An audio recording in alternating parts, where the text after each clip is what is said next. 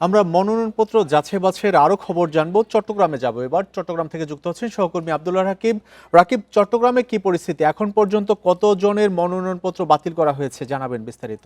চট্টগ্রামে সকাল থেকে আসলে মনোনয়নপত্র যাচাই বাছাইয়ের কার্যক্রম শুরু হয়েছে রিটার্নিং কর্মকর্তার কার্যালয়ে, এবং সেটি এখনো চলমান রয়েছে। চট্টগ্রামের জেলা প্রশাসক এবং বিভাগীয় কার্যালয়, দুই কার্যালয় সমান তালেই চলছে এই মনোনয়নপত্র যাচাই বাছাই কার্যক্রম। এই পর্যন্ত রাঙ্গুনিয়া রাউজান যে আসনটি রয়েছে সে আসনে বিএনপির পক্ষ থেকে দুজনকে মনোনয়নপত্র দেওয়া হয়েছিল।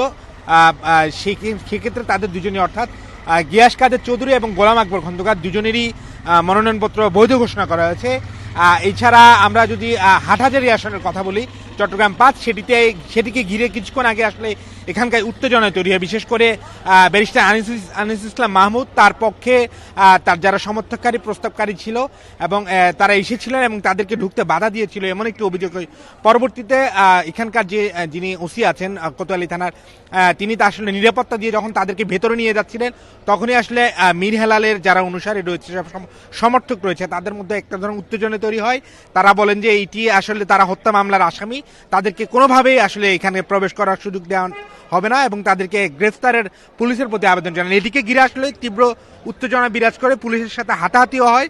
পরবর্তীতে এক পর্যায়ে আসলে তারা সেখান থেকে স্থান ত্যাগ করলে কিছুটা উত্তেজনা প্রশমিত হয়।